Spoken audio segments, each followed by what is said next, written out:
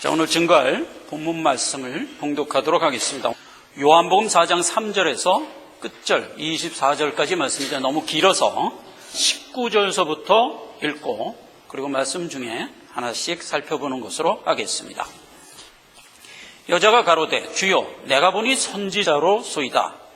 우리 조상들은 이 산에서 예배하였는데 당신들의 말은 예배할 곳이 예루살렘에 있다 하더이다. 예수께서 가라사대 여자여 내 말을 믿으라. 이 산에서도 말고 예루살렘에서도 말고 너희가 아버지께 예배할 때가 이르리라. 너희는 알지 못하는 것을 예배하고 우리는 아는 것을 예배하느니라. 이는 구원이 유대인에게서 남이니라. 아버지께 참으로 예배하는 자들은 신령과 진정으로 예배할 때가 오나니 곧 이때라. 아버지께서는 이렇게 자기에게 예배하는 자들을 찾으시느니라.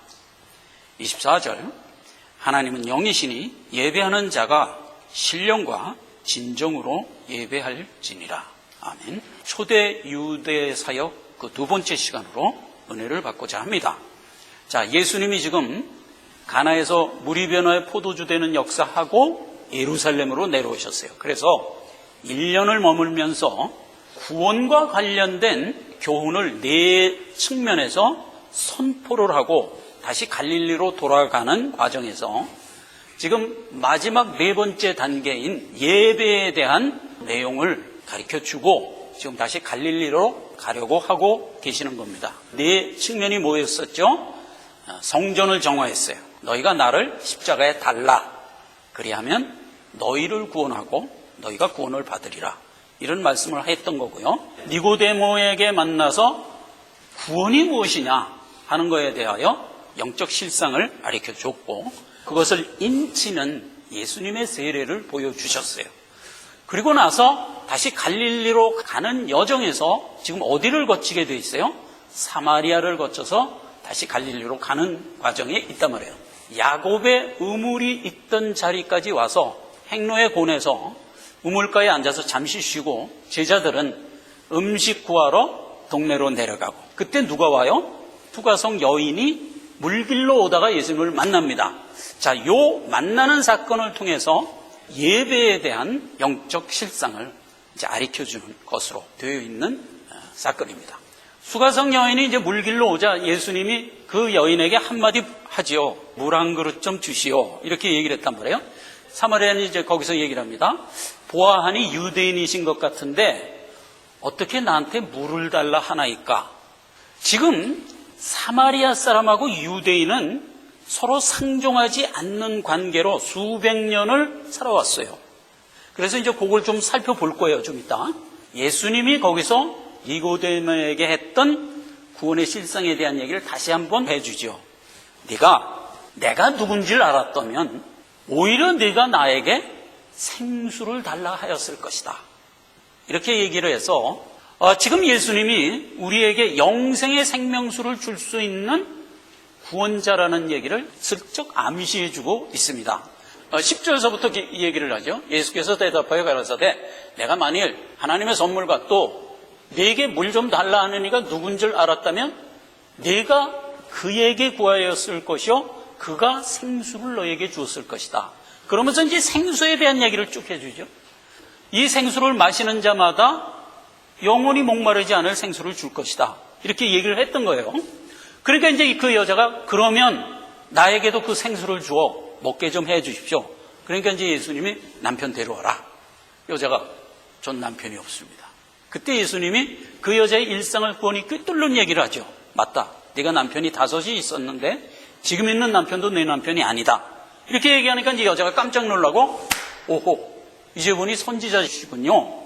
이렇게 돼갖고 이제 예수님의 말을 듣기 시작했습니다. 우리는 산당에 가서 예배를 하고 유대인들은 예루살렘에서 예배를 하는데 유대인들은 예배는 예루살렘에서 해야 된다고 하던데요. 그러니까 이제 이 사마리아 여인도 예배를 산당에 가서 하는 것이 잘못된 것인 줄을 알고 예수님한테 물어본 거예요. 그랬더니 이제 예수님이 거기서 오늘 본문 말씀 중요한 대답을 해줍니다. 21절 예수께서 가라사대 여자의 내 말을 믿으라. 이 산에서도 말고 예루살렘에서도 말고 너희가 아버지께 예배할 때가 오리라.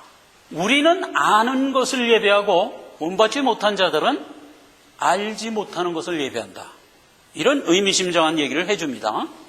즉 일단 여기서 답을 어떻게 주냐면 예배를 어떤 장소적 개념으로 이해하면 안 된다라는 걸 일단 얘기하면서 예배라는 것은 아는 것을 가지고 예배하는 것이다라는 아주 근본적인 얘기를 먼저 해줍니다. 그리고 나서 예배에 대한 정의를 이렇게 내렸던 거예요. 23절 아버지께 참으로 예배하는 자는 신령과 진정으로 예배를 하는 자들이다 이 말이에요. 이렇게 예배에 대한 정의를 내려줬던 것이다 하는 겁니다. 자, 신령과 진정으로 예배를 하라라는 말이 얼뜻 우리에게 어떻게 와닿습니까, 여러분? 순전한 마음으로 정성껏 예배를 드려라 라는 말로 일단 오지 않습니까? 그렇습니다. 예배를 헛두루 맞두루 드릴 수는 없죠. 그렇지 않습니까? 그래서 예배는 당연히 정성을 모아서 우리가 조신한 마음을 가지고 예배를 드려야 되는 건 당연한 얘기입니다. 근본적으로 예배를 귀중히 생각하라라는 하나님의 의도가 깔려 있긴 해요. 그러나 원래 신령과 진정으로 예배하라라고 했던 이 말 자체는 그렇게 정성스럽게 예배하라라는 뜻으로 된 말이 아니다 말이에요. 신령이라는 말은 푸념합니다. 그러면 이게 영어로는 성령이에요. 스피릿, 성령이에요. 그러니까 신령으로 예배하라는 것은 성령으로 예배하라라는 얘기가 됐고, 그 다음에 진정으로 예배하라라는 이 진정이라는 말은 아레데이아라는 말로써 이거는 영어에서 truth입니다. 진리. 그러니까 결국 뭐라고 주님은 얘기한 셈이냐면 성령과 진리로서 예배하라라고 얘기했던 거예요. 자, 그러면 진리가 뭐죠? 예수 그리스도를 진리라고 그랬잖아요. 나는 길이요 진리요 생명이니. 예수님이 자기를 가리켜 그렇게 얘기했잖아요. 그리고 예수님 자신은 말씀의 형태로 오신 하나님이셨잖아요.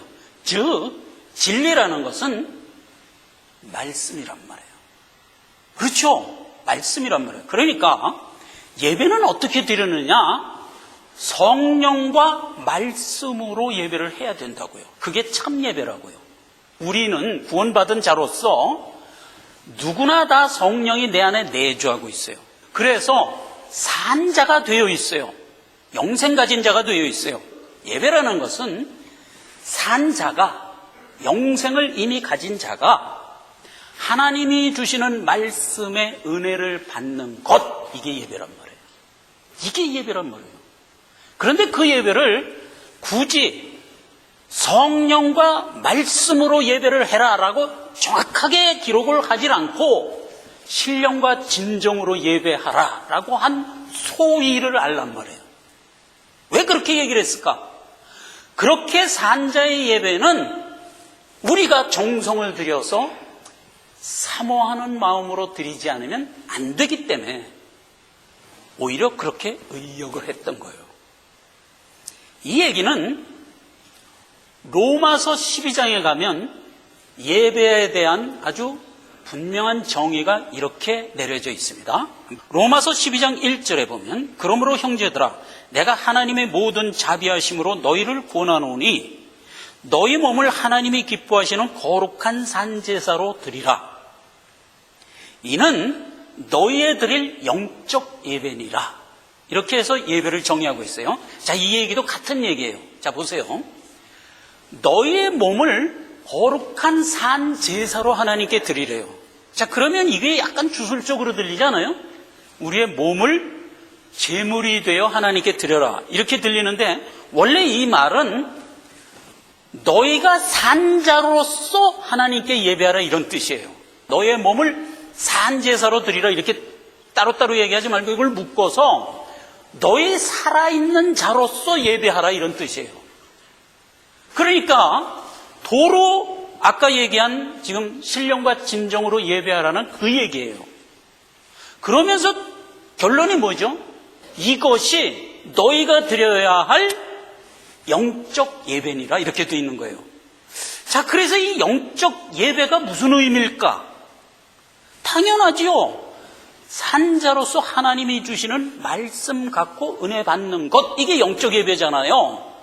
그래서 우리의 예배는 내용이 있다고요. 그래서 이 영적 예배라는 말을 들어가 보면 로지코예요. 영어에 라직이라는 말이 있죠. 영어 성경에 쓰는 이 영적 예배를 포테인이라고 번역을 했어요. 이게 라직이라는 말과 포테인이라는 말이 같은 의미잖아요.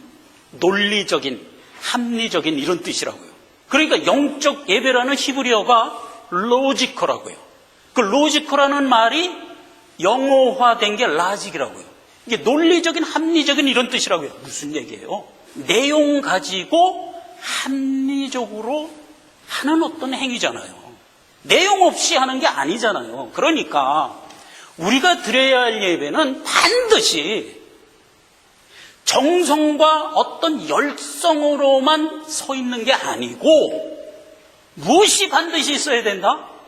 진리, 말씀이 반드시 수반되지 않으면 그 자체는 예배가 아니다 이 말이에요. 이걸 분명하게 예배와 관련해서 우리가 가지고 있어야 돼요. 우리는 알게 모르게 죄된 자들이기 때문에 신한테 나가는 우리의 자세는 언제든지 뭐만 갖고 나가게 돼 있어요? 언제든지 정성과 열성과 어떤 나의 장렬함만 갖고 나가고 싶어 한다고. 그러니까 이게 예배가 아니라는 얘기예요. 그러면 영적 예배가 아닌 반대되는 말은 무엇일까? 한번 생각해 보세요. 우리가 드려야 할 참 예배인 영적 예배가 아닌 영적 예배의 반대는 뭘까? 그건 당연히죠. 비합리적인, 그렇죠, 비논리적인 이런 예배란 말이에요. 그러니까 뭐예요? 내용이 없는 예배란 말이에요. 뭐만 있다? 열심과 정성과 장렬함만 있다고요. 그러니까 보세요. 세상의 모든 거짓된 예배자들, 즉 영생이 없는 잡종교의 예배를 가보세요. 전부 내용이 없어요. 삼보 일배, 세 걸음 걷고 한 번 절하라. 이딴 것만 있는 거예요. 그렇게 해서 500리를 가라. 얼마나 힘들어. 일백배례 이런 것만 있는 거예요. 새벽에 가서 그들이 섬기는 성전에 가갖고 일백배례를 하는 거예요. 여러분 절할 때도 어떻게 절하는지 아세요? 여러분 텔레비 같은 데 가끔 볼 수 있어요. 아주 정성스럽게 절해요. 그리고 손 딱 들어요. 이렇게 탁 들고 그리고 일어난 게 한 번, 일배야 그게. 그걸 100번 하는 거예요. 아들 하나 점지해 주십시오. 그러면서 100번 그거 하고 오는 거예요. 내용이 없어요. 뭐만 있다? 나의 정성과 장렬함만 있다고요. 비논리. 그것도 모자라서 일천배례. 한 번 예배에 들어가서 1000번 절하고 나면요, 허리 디스크 걸려요. 큰일 나는 거예요. 그런 짓거리를 하는 거예요. 그럼 이게 점점 변해서 어디까지 가죠? 몰래까지 가는 거예요. 이 무지한 자들의 정성의 예배가 점점 도를 더해가면 어디까지 가요? 몰래까지 간다니까. 사랑하는 내 자녀를 죽여서 신한테 갖다 바치는 짓거리까지 간다고요. 요즘엔 그런 사람이 상식적으로 없지만 이 시절 옛날에는요, 모든 우상 숭배자들이 가장 경건하게 드리는 형태가 몰래 밀곰이라고요. 내 새끼를 불 가운데 통과시키게 해서 신이여 왔지요. 내가 내 새끼를 저렇게까지 바쳤는데 내 열성이 얼마나 큰지 봤지요. 지성이면 감천을 구하는 거란 말이에요. 그래서 신 보고 나의 그 열성과 나의 그 정성을 보고 감동하여 필요한 거 달라는 거예요. 이게 죽은 예배란 말이에요. 모든 세상 사람들이 추구하고자 하는 예배 형태라고요. 우리가 알게 모르게 하나님께 나와서 예배하는 것도 이 끼가 있다고요. 여러분, 오늘 우리가 드리는 예배에서 이 끼가 우리에게 있다는 것을 인식하시고 단호하게 분별할 줄 아는 자가 되기를 바란다 이겁니다. 우리의 예배는 어떤 하나님한테 공로를 세우고 어떤 나의 열심을 하나님께 보이기 위한 나의 어떤 장렬함이 아니에요. 예배는 하나님께 나와서 하나님으로부터 말씀을 받고자 하는 생명 가진 자의 당연한 하나님께 나옴이고, 하나님은 그런 자를 원한다 이 말이에요. 내가 주겠다는 거예요. 지금 하나님은 뭘? 영생의 내용인 말씀을 주겠다는 거예요. 그러니까 예배하는 자는 와서 그 말씀 받고, 그렇죠? 그리고 영의 양식 살찌워서 네가 앞으로 살아가야 할 성화의 여정을 변화받고 살아가라. 이게 하나님이 우리에게 요구하는 바다 이 말이에요. 그런 거지, 너의 정성을 내가 볼 거야, 너의 열심을 내가 볼 거야, 이런 게 아니란 말이에요. 언제나 기독교는 타 종교와 언제나 반대예요. 반대. 타 종교는 나의 열심 보세요, 나의 정성 보세요지, 우리는 아니요.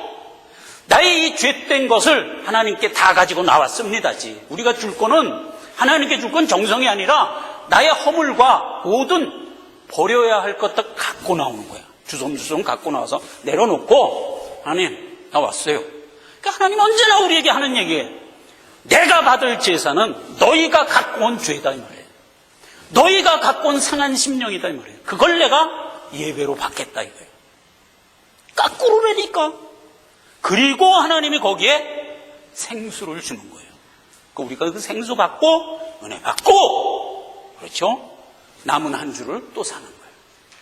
그렇게 우리를 이끌어 가신다 하는 걸 잊지 말란 말이에요. 자, 이걸 지금 수가성녀인에게 선포한 겁니다. 죽은 자의 예배는 내용이 없다는 얘기는 신약에 보면 많이 기록되어 있어요. 에베소서 4장 14절 같은 얘기가 그거예요. 이렇게 기록되어 있어요. 이는 우리가 이제부터 어린아이가 되지 아니하여 사람의 괴술과 간사한 유혹에 빠져 모든 교훈의 풍조에 밀려 요동치 않게 하려 함이라. 그러니까 여기 무슨 얘기가 들어가 있어요? 괴술, 간사한 유혹. 이건 내용이 없는 거잖아요. 내용이 없는 거예요. 옛날에 아스타롯 신을 섬기고 있는 예배를 들어가 보면요, 그 제사에 그 동원되는 아름다운 여성들을 쫙 이렇게 포진시켜 놓고 간사하게 우리를 호린다고요. 그래갖고 백성들이 가서 그 예배 드리러 가는 시간이 제일 즐거운 거야. 상상을 해보세요. 그런 분위기니까. 그렇게 해갖고 즐겁게 만들어서 유혹을 하는 거예요. 그 아스타롯 섬기는 그 종교 내용 들어가 보면 전부 음란이에요. 퇴폐 음란이에요. 그냥 사람들이 되게 좋아하는 거야. 그냥 막 가는 거야, 그냥. 그렇게 된 거예요, 간사한 유혹. 그 다음에 괴술이 뭐예요? 괴술은 쾌배여.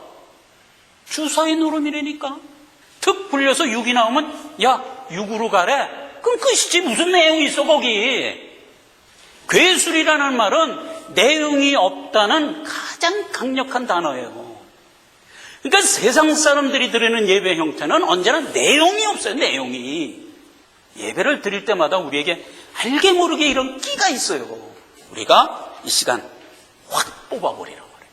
그리고 예배라는 거는 하나님이 주시는 명명백백한 하나님의 지각의 말씀 듣고, 그렇죠? 은혜 받고 한 주간 힘 얻어 살아가라 라는 것이 예배다 하는 겁니다.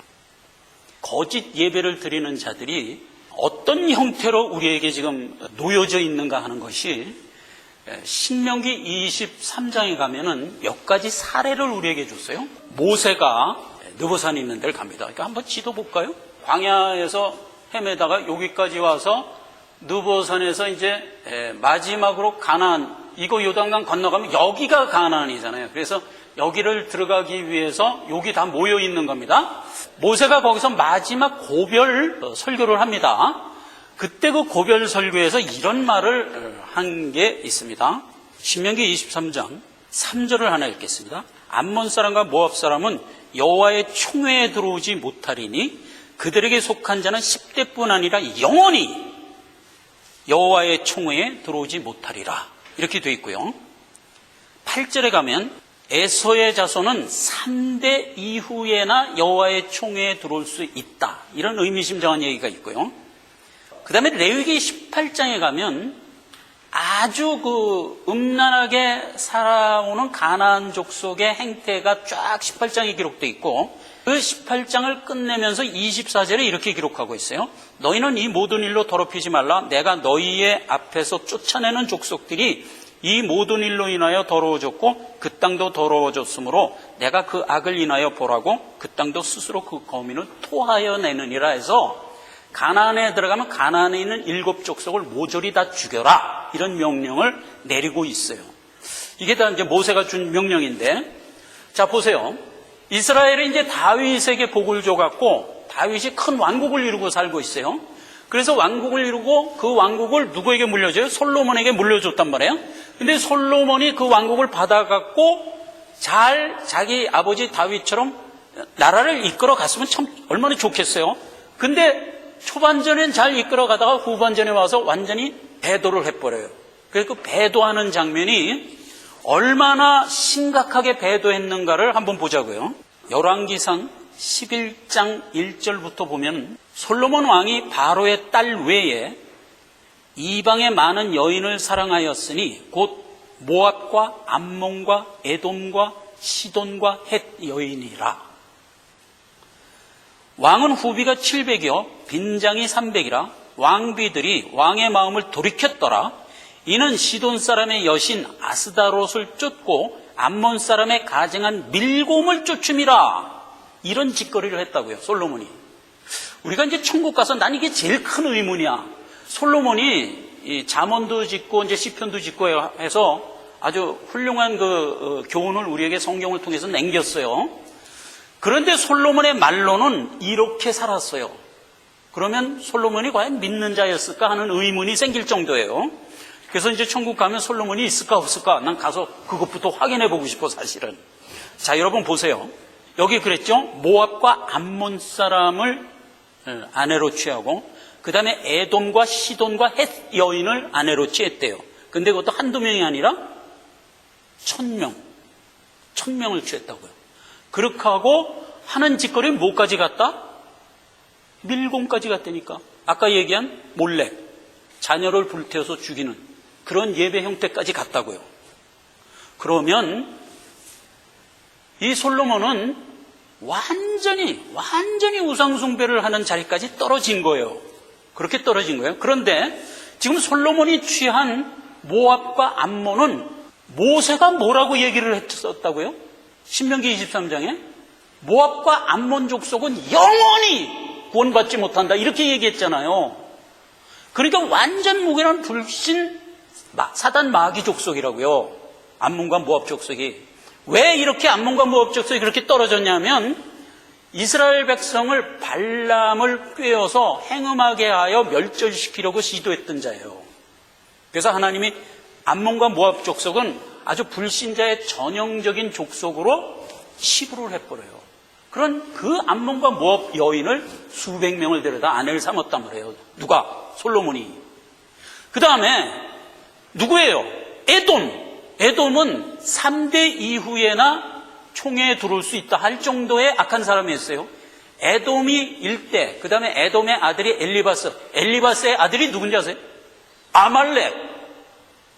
그래서 3대까지는 완전 무결한 이 사단으로 살아요. 근데 그 아말렉을 여호와가 어떻게 처리를 했죠?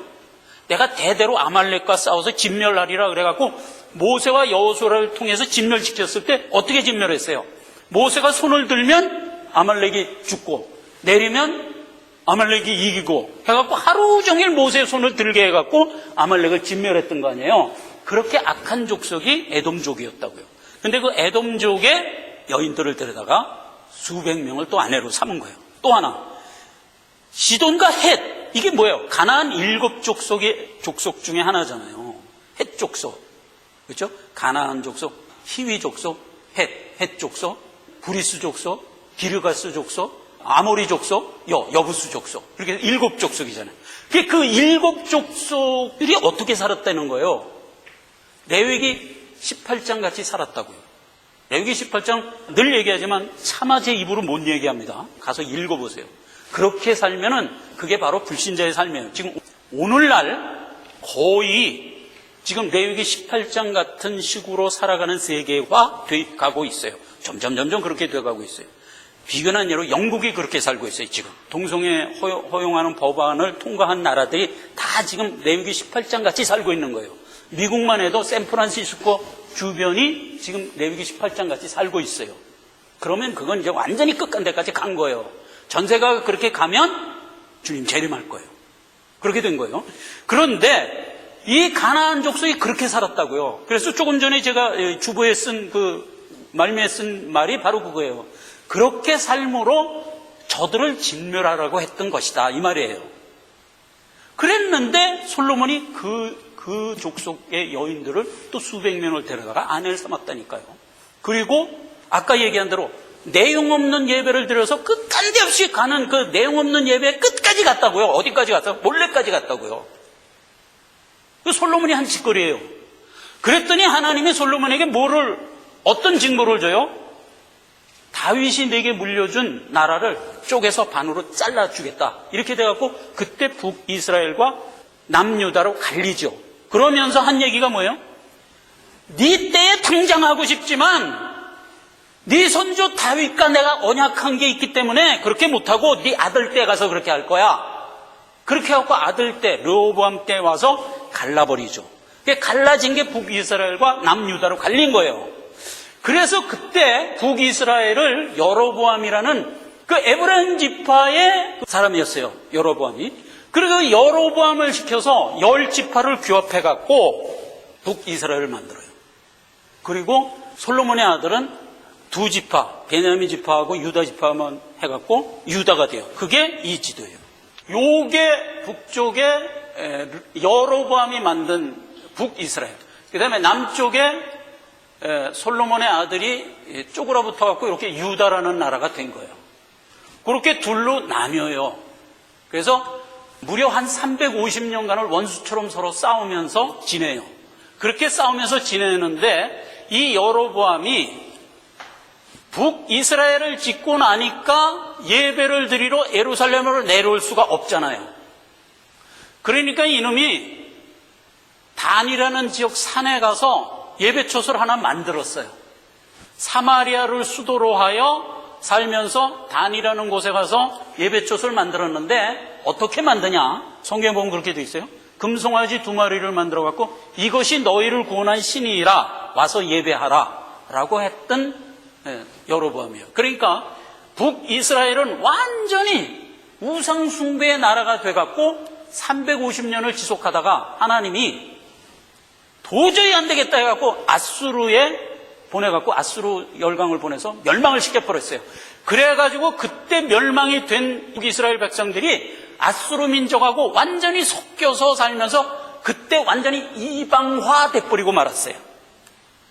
그래서 이들이 수도로 살고 있던 곳이 사마리아예요.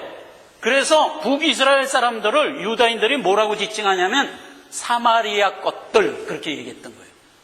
오늘 수가성 여인 가서 만난 곳이 사마리아 여인, 바로 북이스라엘의 자손들이에요.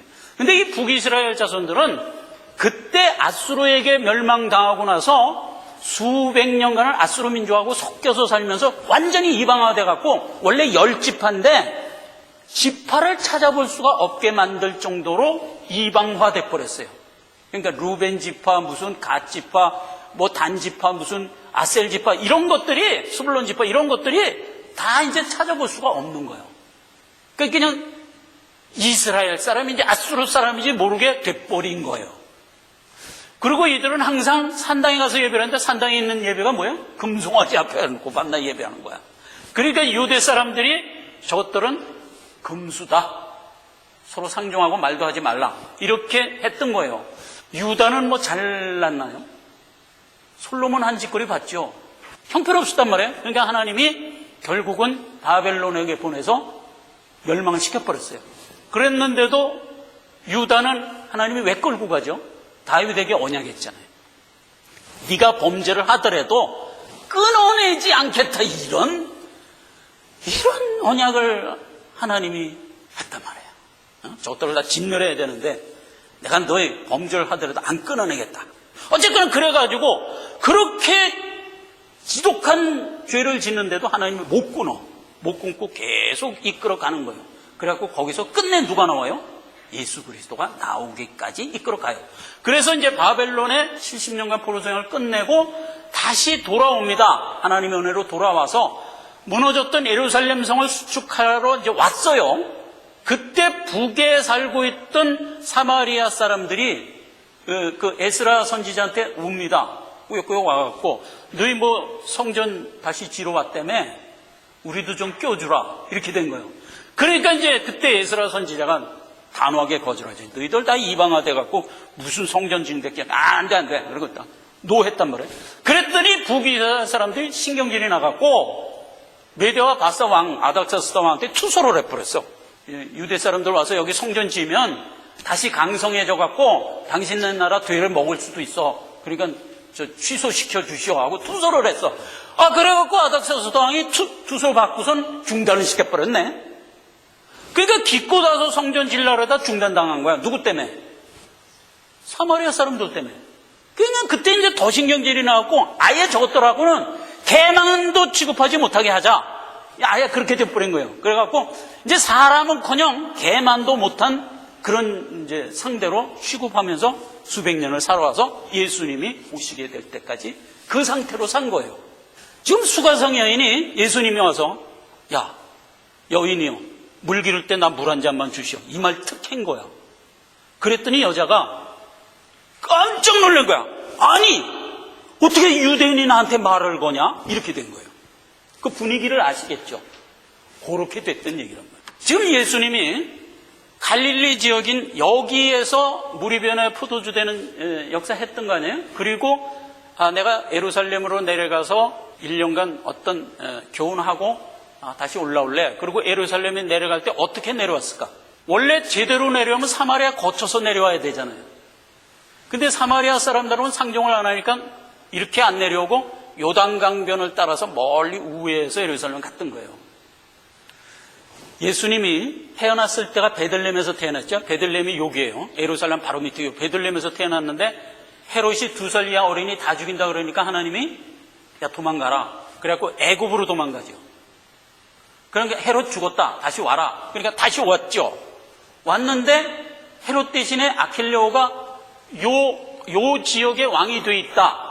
유대 지역의 왕이 돼 있다. 그러니까 베들레헴에서 살다가는 더 악한 아킬레오가 있으니까 안 되겠다. 갈릴리로 가서 살아라. 그래갖고 나사렛으로 가라 그랬죠. 그때도 요셉이 아기 데리고 사마리아를 안 거치고 이렇게 해갖고 요단강 변으로 해서 그때도 이렇게 갔던 거예요. 그래서 여기서 예수님이 12살이 되던 해에 명절 지키기 위해서 예루살렘 한번 내려온 사건이 있죠. 그 명절 지키기 위해서 내려올 때도 이렇게 사마리아를 거쳐서 내려오지 않았어요. 어떻게 내려왔다? 요단강변으로 우회해서 내려왔어요. 어쨌건 유대 사람은 갈릴리를 갈 일이 있으면 반드시 거쳐야 되는 사마리아를 안 통과해요. 먼 길을 돌아서 가는 거예요. 이제는. 또 여기 있는 유대인들이 일로 내려올 때도 먼 길을 돌아서 내려오는 거예요. 이게 사마리아는 아예 땅도 안 밟는 거야. 그만큼 서로 원수같이 됐던 거예요. 자, 그런데 지금 예수님이 예루살렘에 와서 4가지 주제를 우리에게 줬죠. 첫째, 성전 정화. 그러니까 예수 십자가 선언하고, 둘째, 구원에 대한 거 니고데모하고 설명하고, 그 다음에 세례, 하나님이 인친다는 거 설명하고, 그리고 갈릴리로 가는데 예수님이 사마리아를 통과하는 거예요. 그러니까 유대인으로서 최초로 사마리아를 통과하는 사건을 예수님이 한 거예요. 왜 했을까?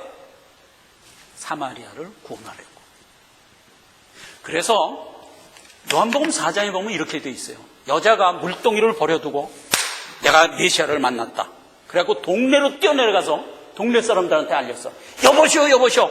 우리가 기다리던 메시아를 내가 만났습니다. 그러니까 동네 사람들, 그래? 우리도 가자. 그래갖고 몽땅 예수님한테 달려가죠. 달려가서 예수님을 만납니다. 그래갖고 예수님한테 직접 말을 듣고 아멘하고 다 구원을 받았어요. 그렇게 구원받은 것을 예수님이 확인하고 갈릴리로 가시는 거예요. 그 얘기가 오늘 읽은 요한복음 4장 마지막 절에 이렇게 기록되어 있어요. 제가 읽겠습니다. 요한복음 4장 42절. 그 여자에게 말하되, 동네 사람들이 그 여자한테 하는 얘기입니다. 이제 우리가 믿는 것은 네가 나한테 말해줘서 믿는 게 아니고 이는 우리가 친히 예수께 듣고 그가 참으로 세상의 구주신 줄 알고 믿는 거야 라고 온 동네 사람이 믿었더라. 이렇게 된 거예요. 그렇게 되니까 43절에 이틀을 예수님이 거기서 더 유하고 거기를 떠나 갈릴리로 가시며 사마리아를 떠나갔더라. 이렇게 된 거예요.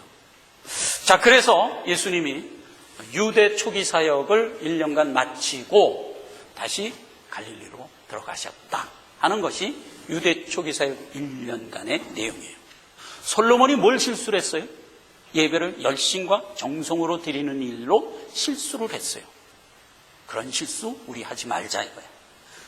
사마리아 사람들이 어떤 실수를 했어요? 금송아지 모아놓고 평생 예배를 했어요.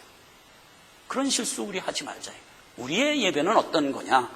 예루살렘이냐 사마리아냐 이런 게 아니다. 성령 안에서 하나님의 우리에게 내려주시는 말씀을 갖고 은혜를 받자. 이게 예배다 말이에요. 우리의 예배는 논리적이고 합리적이고 내용이 있는 것이다 이 말이에요. 기도하겠습니다. 하나님 아버지 은혜를 감사합니다. 예수 그리스도께서 초기 사역 1년을 통해서 우리에게 중요한 신앙의 4포인트를 정돈해 주셨습니다. 우리가 이것을 잘 받아 우리의 신앙의 큰 양식이 되게 하여 우리가 바르게 신앙생활을 할 수 있도록 인도해 주심을 감사합니다. 우리가 부족하고 언제나 연약하고 또 우리 안에 내재해 있는 육신의 성전이 항상 죄된 모습으로 나타납니다. 그럴 때마다 하나님이 준 말씀을 통해서 우리에게 바르게 분별하여 언제나 바른 신앙인의 길을 걷는 우리 모두가 되게 하옵소서. 예수님의 이름으로 기도했습니다. 아멘. 자, 다 함께 일어나셔서 찬송가 521절